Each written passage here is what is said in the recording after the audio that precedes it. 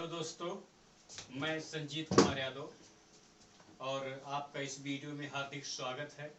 आज हम आप लोगों को पढ़ाएंगे रस, और इसके पहले हमने वर्णमाला, संधि और भी चैप्टर आपको पढ़ा चुके हैं। आप जो है उस वीडियो को देख सकते हैं। और हम आपको पढ़ाएंगे रस।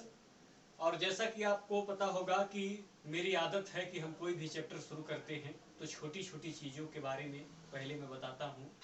और पहले हम आपको बताएंगे कि रस का मतलब क्या होता है। तो आप कह सकते हैं कि काव्य को पढ़कर और सुनकर जो हमें आनंद की अनुभूति होती है उसे हम रस कहते हैं। रस को काव्य का आत्मा भी कहा जाता है। रस को क्या कहा जाता है? रस को काव्य का आत्मा भी कह सकते हैं। अगर रस की बात करें तो रस को हम जूस भी कह सकते हैं। क्या कह सकते हैं? जूस। जैसे सब फलों का जो है मशीनों में डाल करके उसका जूस निकाला जाता है, उसी तरह सभी काव्य को पढ़ करके उसका निष्कर्ष, उसका मेन मैटर क्या है वो निकाला जाता है। ठीक है ना? तो रस को क्या कह सकते हैं? जूस भी हम कह सकते हैं।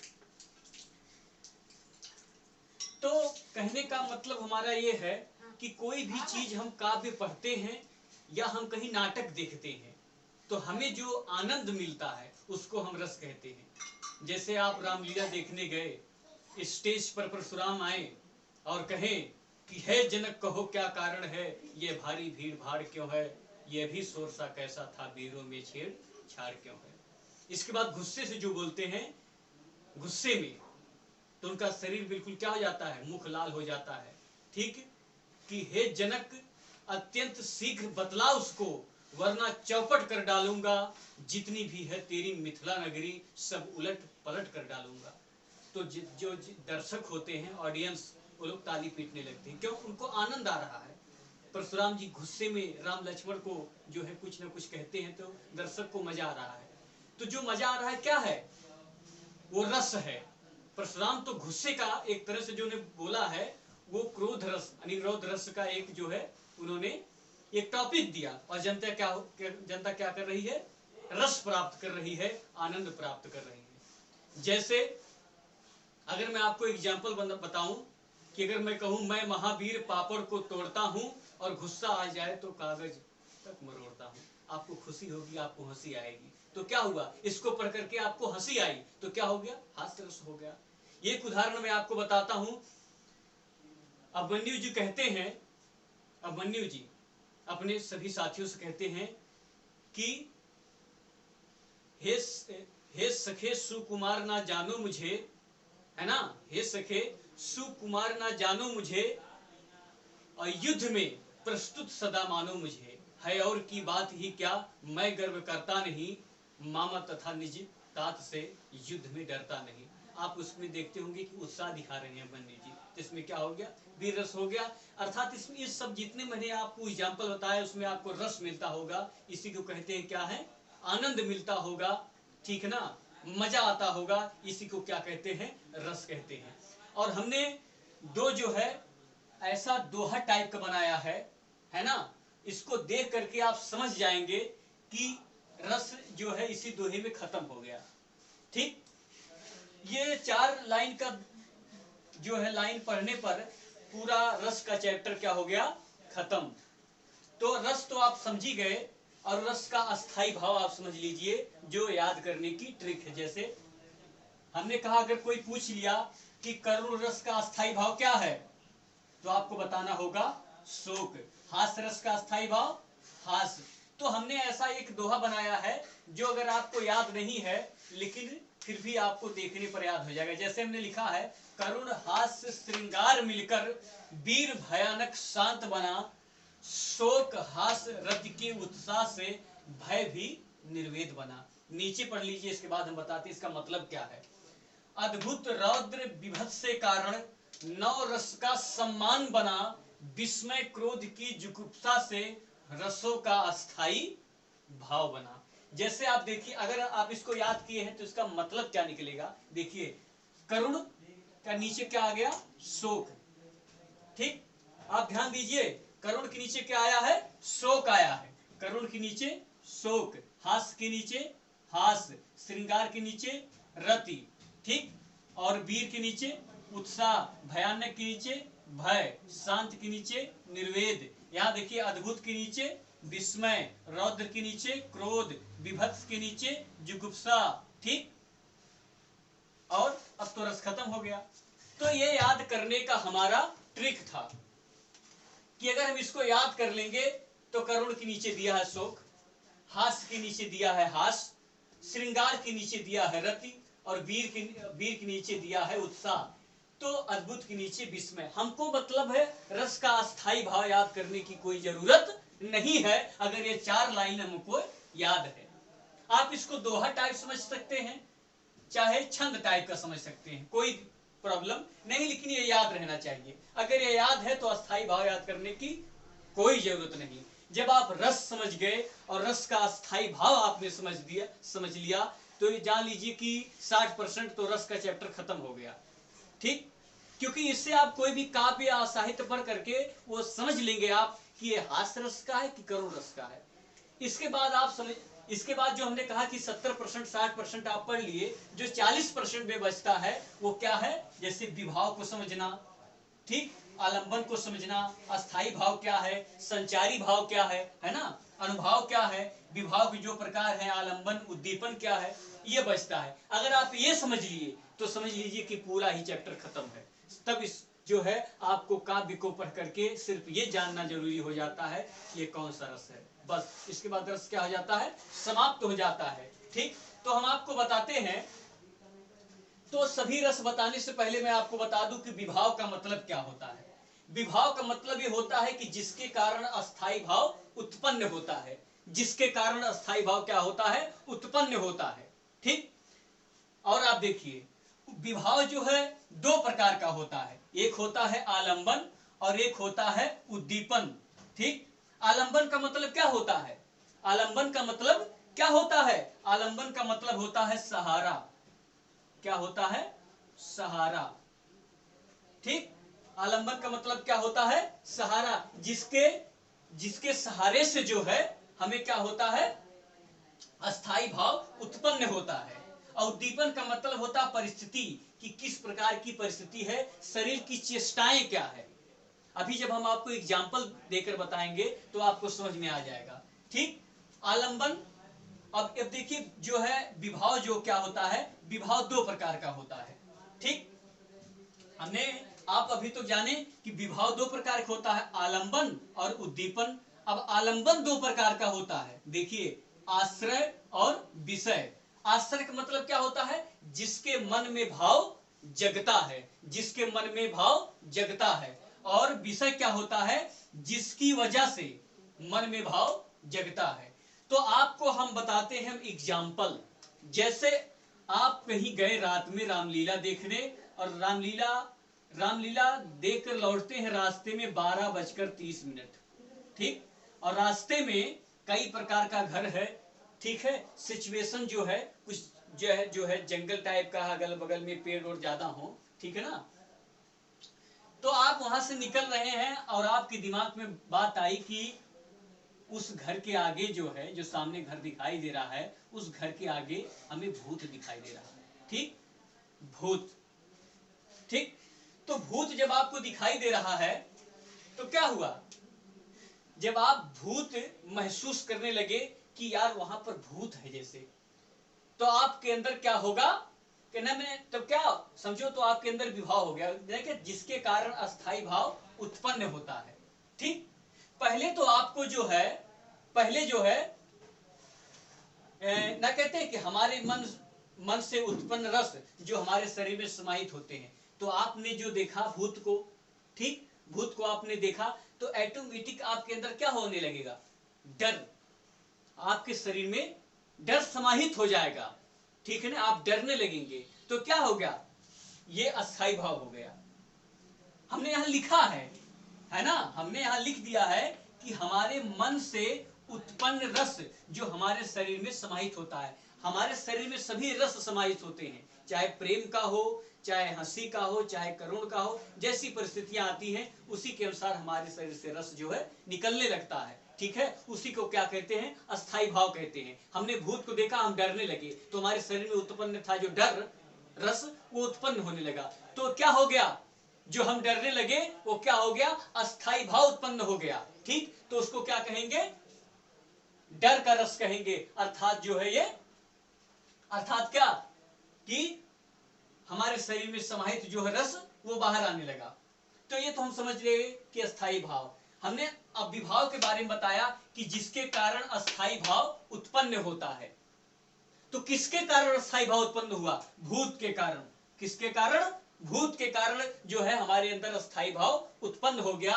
तो हम भूत को क्या कह देंगे, विभाव कहेंगे। इसलिए विभाव को जो है आलंबन और उद्दीपन दो जो है प्रकारों में बांट दिया गया। आलंबन मतलब सहारा, सहारा क्या है, भूत के सहारे से, जैसे सरपत अगल बगल में पेड़ पालो है ना, तो जो दिखाई देने लगा तो वो जो चीज है तो हम सहारा मिलने लगा, तो उसी के अनुसार हमको क्या पता चल गया कि ये यहाँ पर भूत है, तो सहारा मिला, तो ठीक है। और शरीर की चेष्टाएं होती हैं कि यार ये सरपत के बगल में, पेड़ के बगल में क्या हो सकता है ना, तो आप जान जाते हैं कि हो सकता है भूत हो। ठीक, तो कहने का मतलब है कि भूत कारण बन जाता है अस्थाई भाव उत्पन्न होने का, तो उसको हम क्या कह देते हैं, विभाव कह देते हैं। अब देखिए आलंबन, ठीक है, आलंबन दो प्रकार का होता है, आश्रय और विषय। जिसके मन में भाव जगता है, हमारे ही मन में तो भाव जगता है, तो हमारे मन में भाव जगा तो हम क्या हो गए, आश्रय हो गए। और जिसकी वजह से मन में भाव जगता है, कैसे, भूत की वजह से मन में भाव जगा, तो क्या कह देंगे हम, उसको क्या कह देंगे, हम भूत कह देंगे। अर्थात सब्जेक्ट हमारा क्या हो गया, विषय भूत हो गया।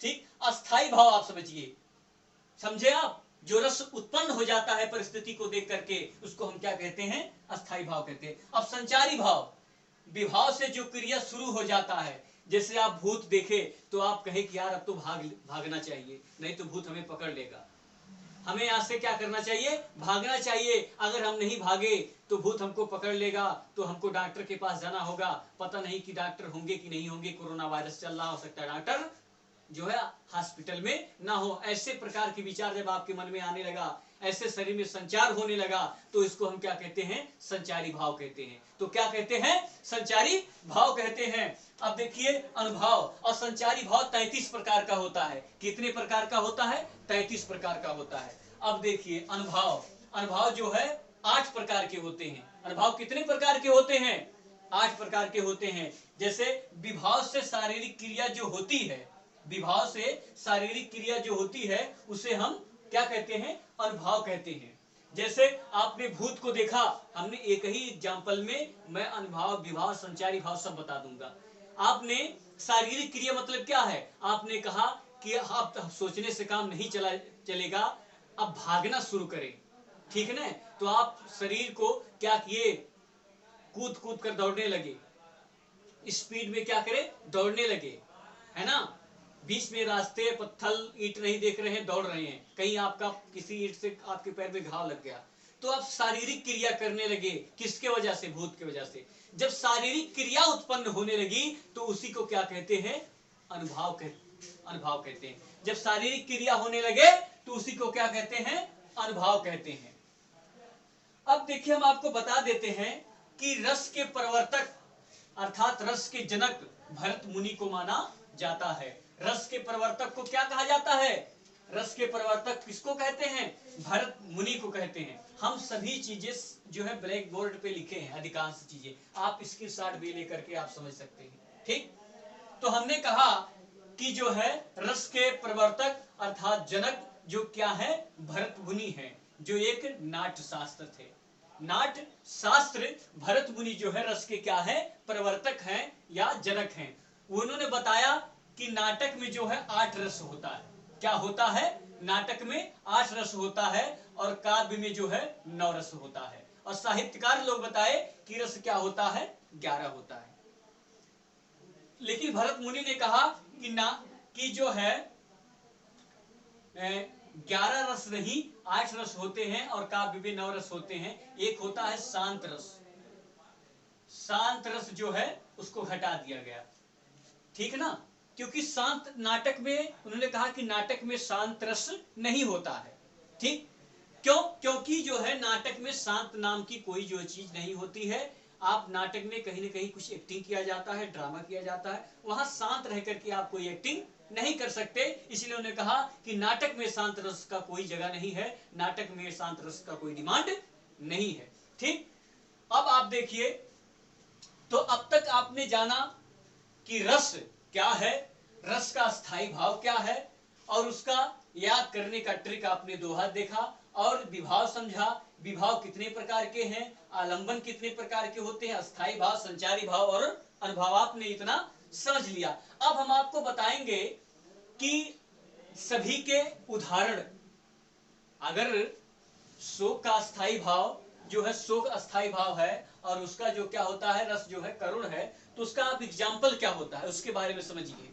तो देखिए, जैसे हमने कहा करुण रस, इसका अस्थायी भाव शोक है। अगर कहीं पे लिखा है, हमने जो शुरू में जो है उदाहरण बताया, मणि खोए भुजंग सी जननी, फंसा पटक रही थी शीश, तो उसमें क्या हो गया, करुण हो गया। क्या हो गया, करुण हो गया। ठीक, उसमें शोक होने लगी। ठीक है ना, क्योंकि हमने कहा कि मणि खोए भुजंग सी जननी, फंसा पटक रही थी शीश, अंधी आज बनाकर मुझको किया न्याय तूने जगदीश। अर्थात जो क्या होता है इसमें, जो कवि कह रहा है कि जो श्रवण कुमार की माता जी जो है, जैसे सांप का जो मणि खो जाता है, तो सांप जो है अपने फन को जो है पटकने लगता है ना, नहीं है। मणि खोए भुजंग सी जननी, फंसा पटक रही थी शीश, यानी कि श्रवण की माँ जो है, एक सांप की जिस तरह मणि खो जाती है तो फन को पटकता है, उस तरह श्रवण की माँ जो है अपने सर को पटक रही थी। क्या कहकर कि अंधी आज बनाकर मुझको, हे भगवान तूने अंधा बना करके, अगर मैं अंधा नहीं होती तो मैं अपने पुत्र को खोजती कि मेरा पुत्र कहाँ है। ठीक, लेकिन तूने अंधा बनाकर, हे भगवान मेरे साथ तूने ऐसा कौन सा न्याय किया है। तो पुत्र के नाम मिलने पर, जैसे वो पुत्र के नाम मिलने पर जो है फन को अपने सर को पटक रही थी, और जो है सांप जो है जैसे मर ही नहीं पाता है तो अपने फन को पटकता है। तो यहाँ एक दुखद पूर्ण कहानी है। ठीक, तो यहाँ आपको सुनकर बड़ा दुख हुआ होगा कि जो है फन को पटकना सांप का, और श्रवण की जो माता पिता थे वो अपने सर को पटकते थे। तो यहाँ दुख भरी कहानी है, इसलिए यहाँ पर क्या हो गया, शोक हो गया। जैसे हास्य का हमने बताया कि मैं महावीर पापड़ को तोड़ता हूँ, गुस्सा आ जाए तो कागज तक मरोड़ता हूँ। जो महावीर होते हैं वो पापड़ को नहीं तोड़ते, और गुस्सा आ जाता है तो लोग आसमान को कहते मैं पलट दूंगा, ये कहते मैं कागज तक मरोड़ता हूँ। इसमें क्या है, हंसी की बात है, इसलिए क्या हो गया, ये हास्य रस हो गया। अगला एग्जाम्पल देखिए, श्रृंगार रस। श्रृंगार रस जो है दो प्रकार का होता है। श्रृंगार रस क्या होता है, दो प्रकार का होता है। पहला संयोग रस और दूसरा क्या, वियोग रस। श्रृंगार रस दो प्रकार का होता है। इसका अस्थायी भाव रति होता है। इसका अस्थायी भाव क्या होता है, रति होता है, जिसका अर्थ होता है प्रेम। रति का अर्थ क्या होता है, प्रेम होता है। और श्रृंगार रस दो प्रकार के होते हैं, संयोग रस और वियोग रस। संयोग रस का मतलब जब एक नायिका और एक नायक दोनों मिलते हैं तो उसको हम संयोग रस कहते हैं। जैसे जो है भगवान राम जी और सीता से जब मिलन होता है, ठीक है ना, तो उसको क्या कहते हैं, संयोग रस कहते हैं। ठीक, सीता माता और प्रभु श्री रामचंद्र जी जब मिलते हैं तो क्या होता है, वहां पर संयोग रस होता है। लेकिन जब एक नायक और एक नायिका एक दूसरे से बिछड़ते हैं तो उसको क्या कहते हैं, वियोग रस कहते हैं। जैसे जब सीता माँ को रावण जो है हर ले गया था, तो राम जो है टहलते थे, घूमते थे, खोजते थे। ठीक है, वो वियोग, वो क्या था, वो वियोग था, है ना। वो पक्षियों से पूछते थे, नहीं कहते थे हे खग हे मृग मधुकर श्रेणी, तू देखी सीता मृगनयनी। यानी हे खग यानी पक्षियों से पूछते थे, मृग से पूछते थे, पेड़ से पूछते थे, है ना। जो जो मिलता था सभी से पूछते थे। वो कहते थे आपने कहीं सीता को देखा है। क्यों, क्योंकि सीता को रावण हर ले गया था। यहाँ क्या होता है, वियोग रस। ठीक, इसके बाद आप देखिए, आपने श्रृंगार समझ लिया। वीर रस देखिए, वीर रस हमने एग्जाम्पल दिया था कि जो है अभिमन्यु जो है अपने सभी साथियों से कहते हैं, लोग कहते हैं कि अर्जुन नहीं है, तुम जो है युद्ध नहीं कर सकते, तुम हार जाओगे, तुम अभी बच्चे हो। तो उसे कहते हैं कि हे सखे सुकुमार ना जानो मुझे। सुकुमार का मतलब होता है कोमल। ठीक, कि हम कोमल नहीं हैं, सुकुमार ना जानो मुझे, ठीक है ना, और युद्ध में प्रस्तुत सदा मानो मुझे, है और की बात ही क्या मैं गर्व करता नहीं। कह रहे मैं घमंड तो नहीं करता, लेकिन मामा तथा निजतात से युद्ध में डरता नहीं। मामा और निजतात से क्या होता है, मैं युद्ध में नहीं डरता, मैं कोमल नहीं हूं, मैं बच्चा नहीं हूं। ठीक, तो क्या है इसमें उत्साह हो रहा है ना। वीरस का स्थायी भाव क्या होता है, उत्साह होता है।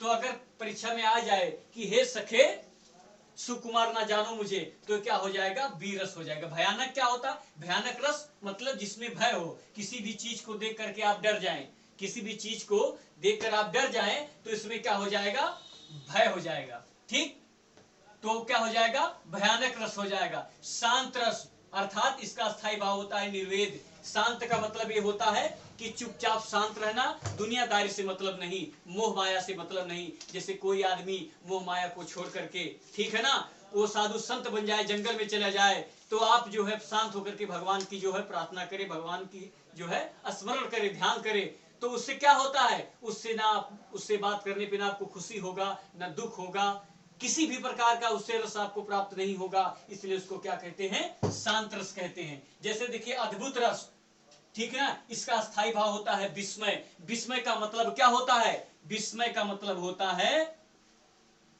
आश्चर्य। विस्मय का अर्थ क्या होता है, आश्चर्य। आप एक उदाहरण सुने होंगे, महाराणा प्रताप का घोड़ा देखा तो इस पार और फिर देखा तो उस पार। इसमें क्या हो गया, आश्चर्य वाली की बात। आपको लगता होगा कुछ हमने ज्यादा इसमें कह दिया गया है, ठीक है ना, कि भाई अभी देखा तो इस पार, फिर देखा तो उस पार, एक सेकंड में कैसे घोड़ा इस पार उस पार हो सकता है, तो आश्चर्य की बात है ना।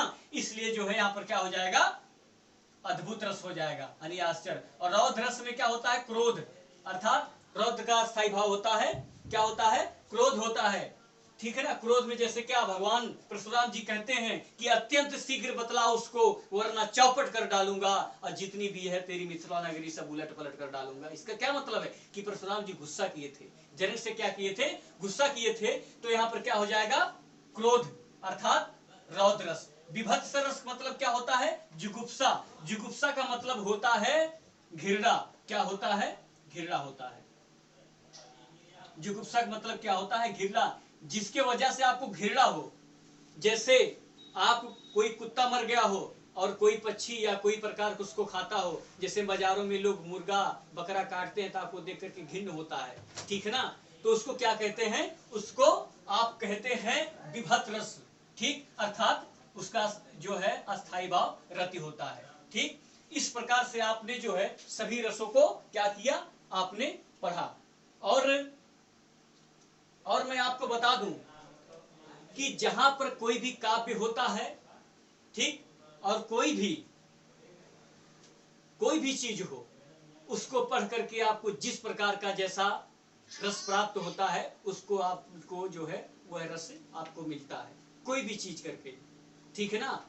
आप फिल्मी गाना सुन लीजिए, कोई भी सुन लीजिए, फिल्मी डायलॉग सुन लीजिए, जिसमें भी आपको जिस प्रकार का रस प्राप्त हो, आप उसको उस प्रकार का रस कह सकते हैं। तो दोस्तों, आप लोगों से सभी निवेदन है कि आप लोग, ठीक है ना, इस वीडियो को लाइक करें, सब्सक्राइब करें, और जहां तक हो सके आप इसको शेयर करें, ठीक है ना। इसी के साथ हम अपनी वाणी को विराम देते हैं। So very thanks.